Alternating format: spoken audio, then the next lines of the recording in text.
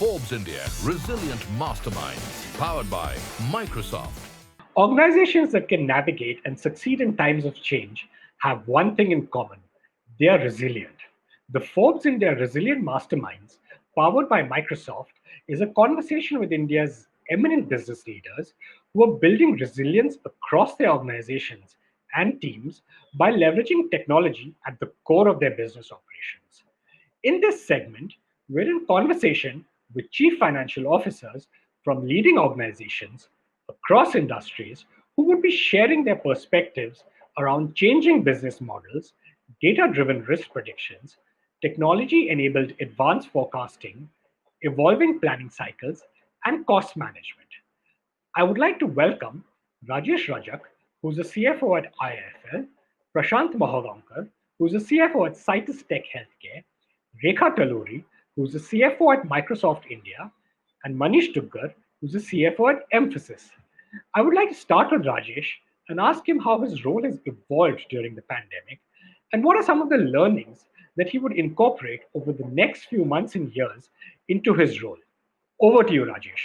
IIFL Finance is an NBFC, so like any other lending entity, it's it has to manage, among other risks, the two primary risks are the asset quality risk, that is the risk of its loans going bad, that is NPAs, and liquidity risk. So, and among others like operational risk, market risk, and so on. But the first two are the most important risk elements.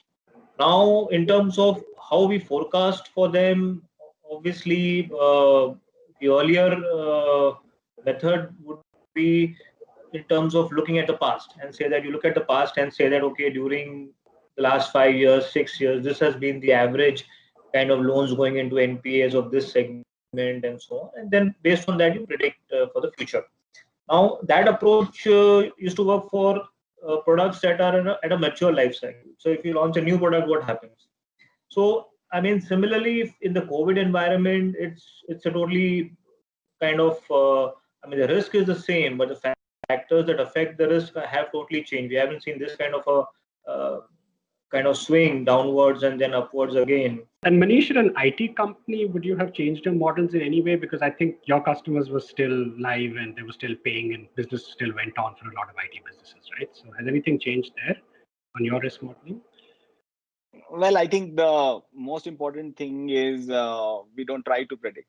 What we do is we try and do multiple scenarios and we prepare ourselves for, eventuality that might come in. So, essentially to say that, there are multiple scenarios planned out, and for each scenario, what our response will be. And we are lucky if, we get the positive outcome, and, we are not so lucky if we are not getting the positive outcome. But the idea is not to try and predict what will happen in the future. Idea is to try and prepare yourself for whatever eventuality comes in. And that's why, unlike earlier days when you would have one plan, one forecast, now it is all about scenario planning. And this is not once in a month, once in a quarter. This is almost like a daily exercise. So, you keep a kind of a chit in your hand, and you have puts and takes. You keep writing, the pluses and minuses, and you keep taking decisions as things progress. So the idea is to try and see how you are able to generate information which allows you to steer the car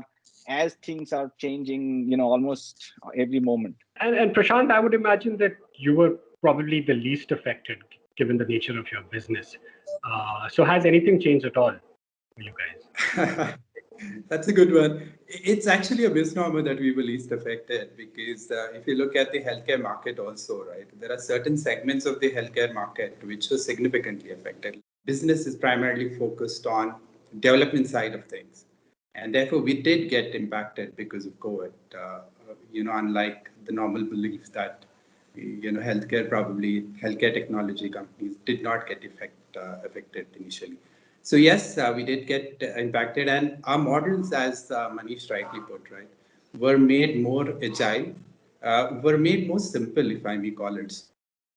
Scenarios we could look at levers, which made it more effective for us to, forecast rather than think in terms of long term. So I think that's effectively what happened in terms of change. And Rekha, did you do anything different at Microsoft India? The traditional forecasting methodologies were no longer functional in the current scenario. So we had to, and the business models both for ourselves and for the customers also, in some cases positively, in some cases negatively, have been everyone's business models have been disrupted. So what was important is to also go back and at least at Microsoft, we went back and looked at, hey, what happened during the economic crisis in the late 2007-8 timeframe, right? And also, were there any learnings? But as much as this crisis is very different from the other one, are there learnings from there? And then trying to build scenarios based on that.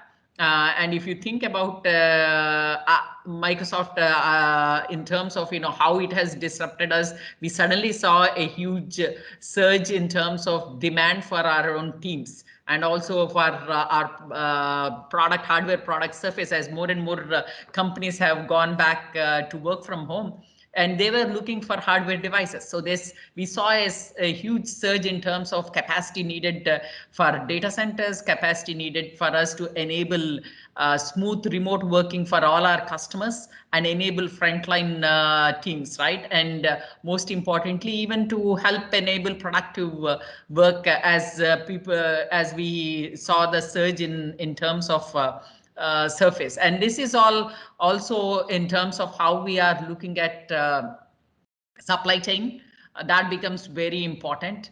There are a few things that we have actually done differently outside of just using technology. Of course, we do use a lot of machine learning. Most importantly, what helped us was, Manish brought up this point, shorter planning cycles, shorter review cycles, and quickly adapting our own methodology based on the learnings. And in some cases, in a few of our custom segments, right? For example, the small and business segment, we were looking at trends almost on a weekly basis to see how is the demand going, what can we do differently and all. And in fact, our financial year, it actually runs from July to June, right? We didn't know back in May, which is when we do our planning for the annual planning, how do we plan for the year? So for the first time in the history of the company, we said we are not going to predict for 12 months what our annual budget is going to be. We'll just plan for the first 6 months, and then we'll see how things are progressing, and then we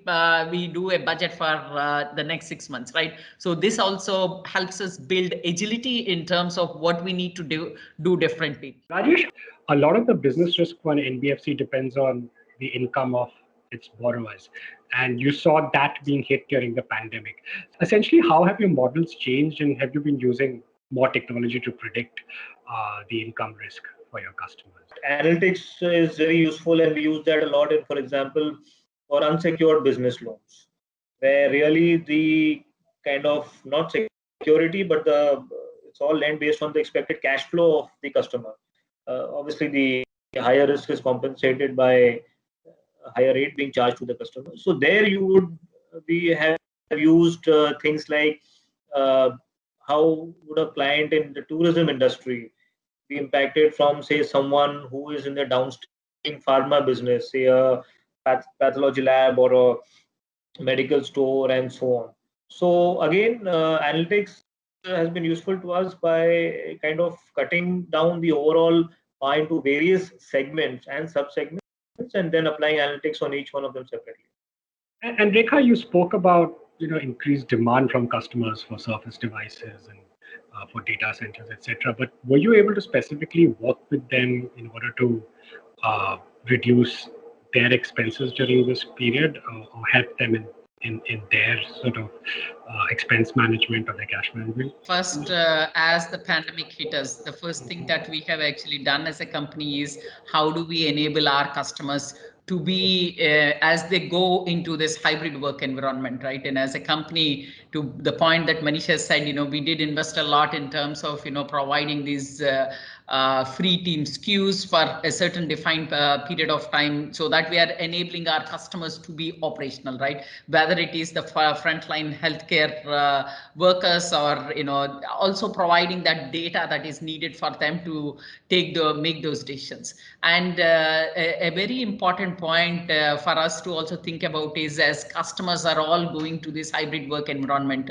the point that you touched upon in terms of expense, they're also we're making choices in terms of whether how we make capex investment or opex investment, right? The cloud offerings that companies like Microsoft offer are also a great opportunity for our customers, and we have seen that happen, right? To tap into the capacities without investing, locking in their